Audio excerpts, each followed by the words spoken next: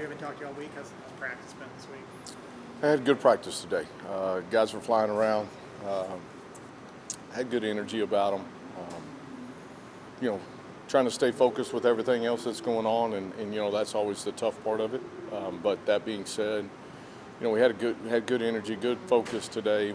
Obviously, we got a really tough opponent, and we're going to need all of that focus and energy come Saturday. I was going to ask about that. How difficult is it to keep focus when obviously a new coach is being introduced and some of these players might wonder about their future with that? It's difficult. There's a lot of uncertainty. That being said, these guys, they've done a good job all year of staying together, staying locked in, really battling and working hard. And, I don't expect anything different from them. And so got a lot of respect for that locker room and that group of guys and the leaders in that locker room. And our focus is we got a big one this weekend, we got a big one next weekend. But it starts with this one, and this is senior night, and it's an important night for all of them. You talk about guys being locked in. What can you say about, Isaiah Spencer or Smith Peterkin staying locked in and stepping up with Donovan Green no longer on the team? Yeah, those guys, they've done a really good job. For Snook, being a young guy, having the opportunity to get in there and get tape, being able to get in there and feel what college speed feels like, having to get off of different coverages, press man looks. That experience is going to be invaluable for his growth and maturity as a football player. And so I think he's got a really bright future. I think Isaiah, a guy that has really come here and played really almost every spot in our receiver corps. He's been the jack of all trades. We got a lot of faith in him. He works hard. He's very football knowledgeable when it comes to things, and he's done a really good job for us throughout the year. Has this situation been strange for you? This whole season feels like it's been strange, but them introducing the coach today, and you're still trying to coach the team here. Is it just an awkward situation? Is it weird at all? Again, my focus has been on the players, and it's going to stay there. And what we got to do to prepare them to have the opportunity to go out and compete at a really high level, get a big win, get to play in that stadium.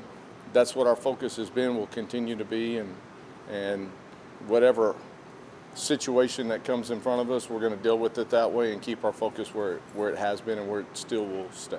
How do you run the ball against Miami? It's hard. They're really talented. I think, North Carolina State, they ran it 23 times for 23 yards. You know what I'm saying? So we got to find some lanes. We got to do a good job of trying to mix it up a little bit. Got to stay a little bit more balanced. But our offensive line has done a good job. Our backs have done a good job. We got to continue to keep them a little bit off balance and find, where that space is going to be for us. Is it scheme? Is it just players? What does Miami do so well in stopping the run? Yeah, first of all, they have a really, really talented group on defense, and it's from the front end all the way to the back end. They play very physical. They're big up front. They're hard to move. They got two bookend guys that can rush the passer, but also really good at stuff in the run. They got two interior pieces that you just don't move those guys. And when you watch them on tape, the line of scrimmage doesn't move. So we've got to do a good job of creating some double teams and opportunities to get them moving. Their linebackers play downhill. Again, big guys that can run, got length about them. They're talented. But that being said, our group of guys, we've gone against some really talented defenses up to this point. Those guys have fared well. We expect great things, and that's our mindset with it right now. Does Reuben Bain do just about everything as good as any defensive end you face this year? He's a special player. Obviously he's going to be in the league. He's probably a first-round pick. From what all the predictions show, he's a guy that can play multiple spots. He's got length, especially arm length. He's got a lot of power. He's got some freakish qualities about him. That being said, we got to do a good job of, keeping him off balance in what we do and making sure we know where he's at. And, having the opportunity, if we need help, we go help. Malachi Tony seems like a special player for them offensively. How wary do you have to be of him out there? And how do you slow something like that down? Yeah, they got a lot of tools on offense, right? First of all, you start with Carson and what he's been able to do throughout his career. They got a lot of weapons in the receiving core. They got weapons on the sideline, you know. But you talk about Tony himself, you know, he graduated early. You know, he's still young, but he doesn't look young on the field. I mean, he just makes plays. He's special with the ball in his hands.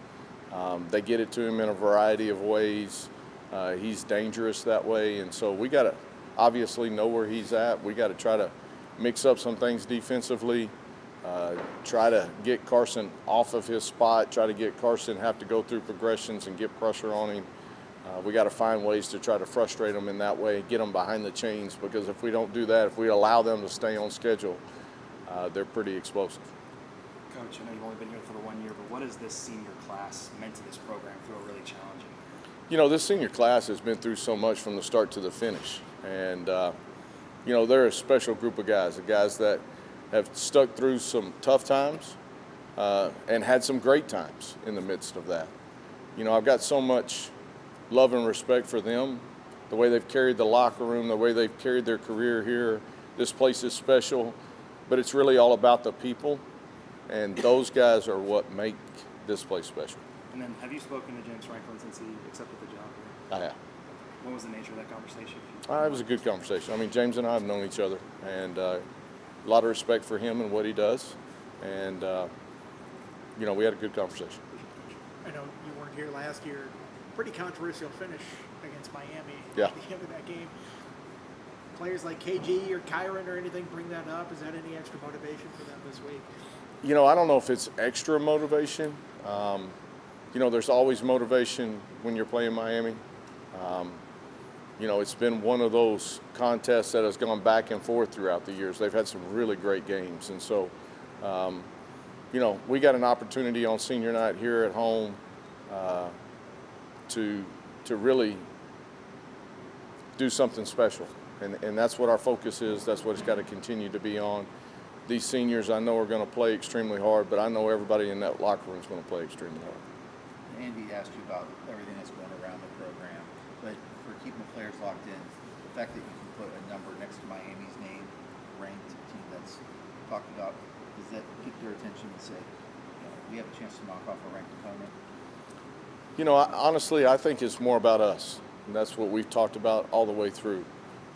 Yes, Miami's a good football team. Yes, they're ranked. We've played a bunch of ranked teams this year, right? That being said, this is the next one on our schedule, and they're excited about stepping into Lane Stadium. This is the last time in this year with this team and all of that. To me, that's what probably makes it more special than saying, hey, it's, you know, a ranked team, Miami coming to town. I want us to go out, play the way we've been playing from a standpoint of relentless, aggressive, you know, guys flying around doing what they're supposed to do, and then eliminate some of the mistakes that have cost us. You know, if we'll play smart, we're going to have to eliminate some of the unnecessary things that have put us behind chains or put us in bad situations, and give ourselves an opportunity to go win this thing. Miami, from a turnover perspective, I think they've had 6 straight games where they've had at least one takeaway. What do they do to get takeaways that you feel like your group can, you know, do a good job of making sure you don't get the ball? Well, they're aggressive tacklers. They do a great job of going and attacking the football.